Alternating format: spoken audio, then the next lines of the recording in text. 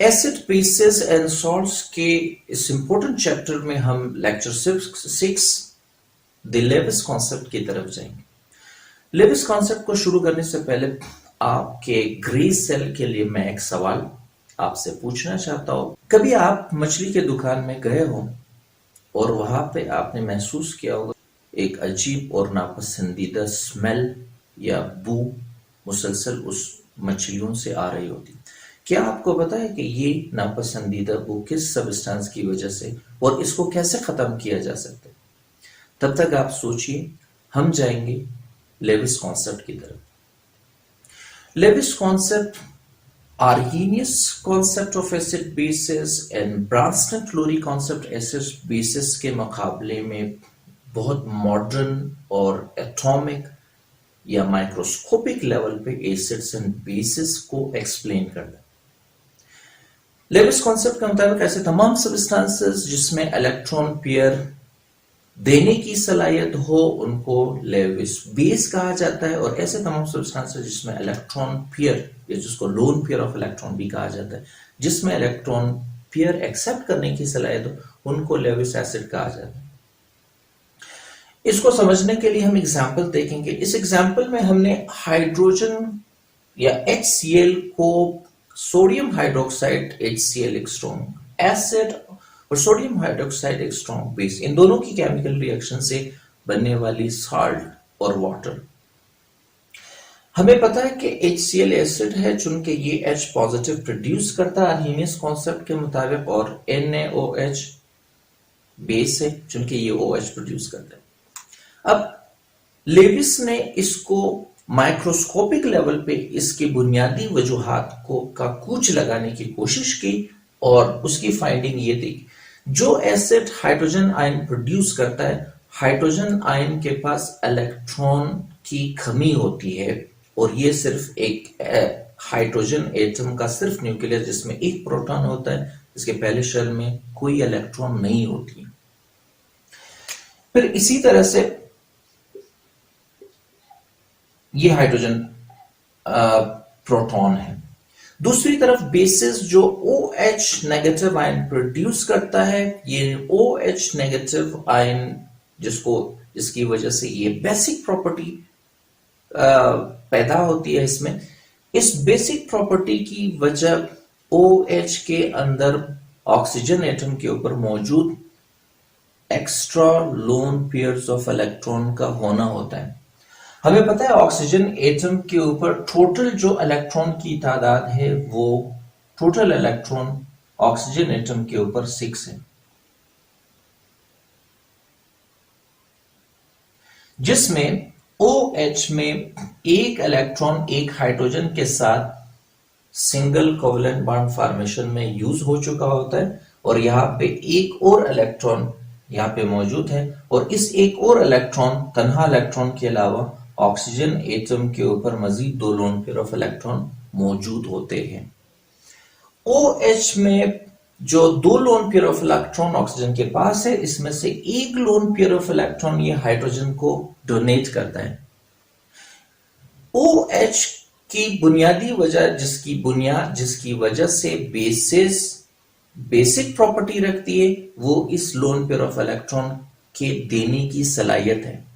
और फिर इसी तरह से H पॉजिटिव जिसके पास कोई इलेक्ट्रॉन नहीं होता है, इसकी इलेक्ट्रॉन पेयर को एक्सेप्ट करने की सलाहियत है। इस सलाहियत की बुनियाद पर HCl में H की वजह से इलेक्ट्रॉन एक्सेप्टेंस, H के इलेक्ट्रॉन एक्सेप्टेंस की वजह से ये एसिड कहलाया, और NaOH में OH इलेक्ट्रॉन पेयर डोनेट करने की वजह से ये बेस कहलाया। इन दोनों की आपस में जो रिएक्शन होती है, इस रिएक्शन के नतीजे में H2O फॉर्म होता है। इसमें अमोनिया बोरॉन ट्राइफ्लोराइड के साथ रिएक्शन करता है। अमोनिया NH3 है। आर्हीनियस कॉन्सेप्ट के मुताबिक अमोनिया के पास कोई OH देने को नहीं होती है, इसलिए आर्हीनियस कॉन्सेप्ट के मुताबिक अमोनिया बेस नहीं होता, लेकिन अमोनिया दर हकीकत बेसिक प्रॉपर्टी के हामिल होती है, जिसको लेविस कॉन्सेप्ट एक्सप्लेन करता है। इसी तरह से बोरोन ट्राइफ्लोराइड आर्हीनियस कॉन्सेप्ट और ब्रांस्टन-क्लोरी कॉन्सेप्ट दोनों में से किसी कॉन्सेप्ट के मुताबिक ये बेसिक प्रॉपर्टी या एसिडिक प्रॉपर्टी के हामिल नहीं है। क्यों? क्योंकि इसके पास प्रोटॉन देने को नहीं है, जो कि ब्रांस्टन-लोरी कॉन्सेप्ट कहता है। और फिर इसी तरह से इक्वस मीडियम में पॉजिटिव आयन इनके हाइड्रोजन इनके पास है ही नहीं सिरे से, जिसकी वजह से ब्रांस्टन-लोरी और आर्हेनियस कॉन्सेप्ट का मुताबिक ये एसिड नहीं है, लेकिन ये एसिडिक प्रॉपर्टी रखती है। इसको आप लेविस कॉन्सेप्ट एक्सप्लेन कर सकते हो। लेविस कॉन्सेप्ट जो चूंकि एटॉमिक और माइक्रोस्कोपिक लेवल पे, इलेक्ट्रॉनिक लेवल पे इन दोनों कंपाउंड्स के दरमियान इलेक्ट्रॉन्स की म्यूचुअल शेयरिंग को देखता है, फॉलो करता है। हम जानते हैं कि अमोनिया में नाइट्रोजन के पास टोटल 5 इलेक्ट्रॉन होते हैं। उस 5 इलेक्ट्रॉन में से 3 इलेक्ट्रॉन 3 हाइड्रोजन के साथ सिंगल कोवेलेंट बॉन्ड की शक्ल में यहाँ पे मौजूद होता है।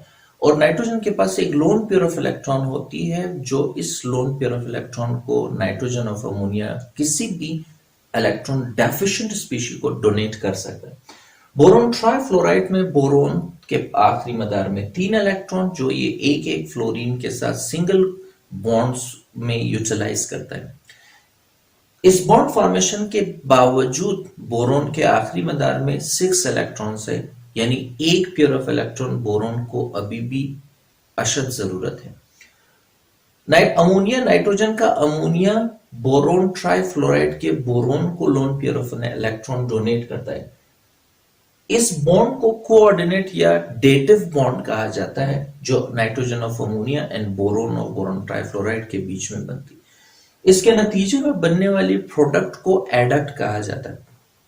तो इस तरह से चूंकि अमोनिया यहाँ पे lone pair of electron donate करता है, इसलिए ये बेसिक प्रॉपर्टी के हामिल है। बोरोन ट्राइफ्लोराइड चूंकि ये इलेक्ट्रॉन पेयर एक्सेप्ट करता है, इसलिए एसिडिक प्रॉपर्टी के हामिल ठहरती हैं। लिमिटेशंस ऑफ ब्रांस्टन-लोरी कॉन्सेप्ट में हमने डिस्कस किया था कि non metallic oxide acidic property के हामिल होते हैं।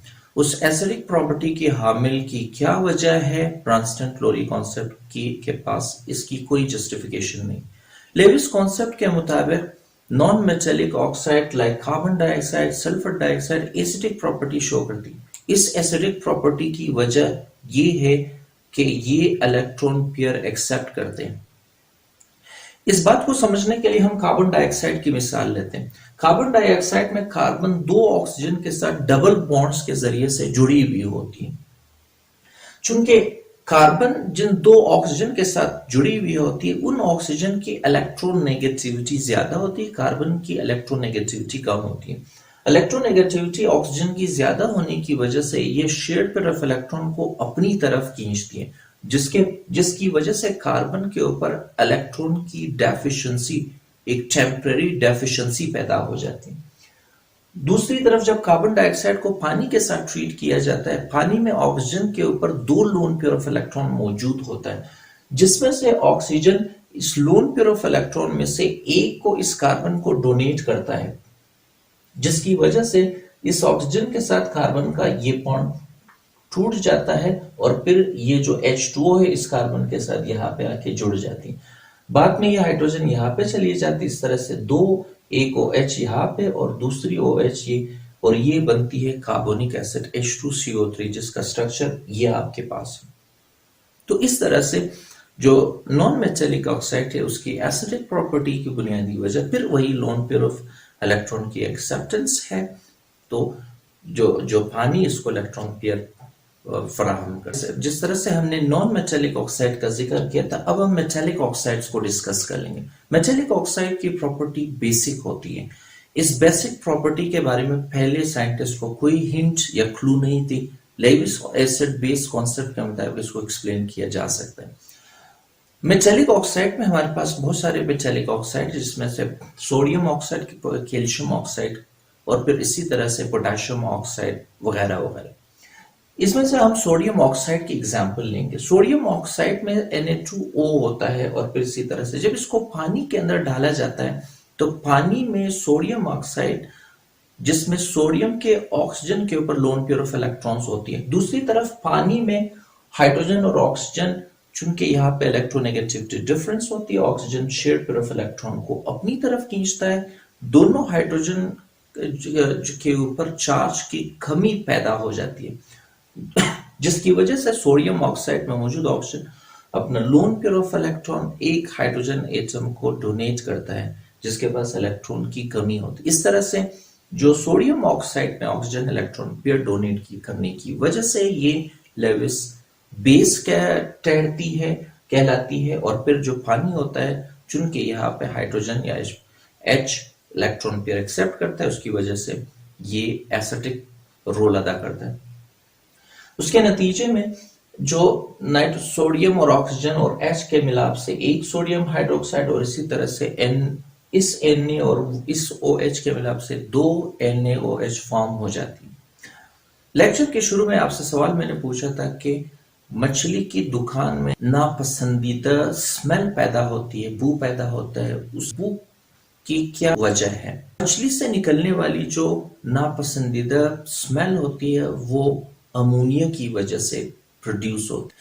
इसलिए मछली खरीदने के बाद आपने मछली को धोने के बाद उसके ऊपर लेमन के रस आपने छिड़काना है।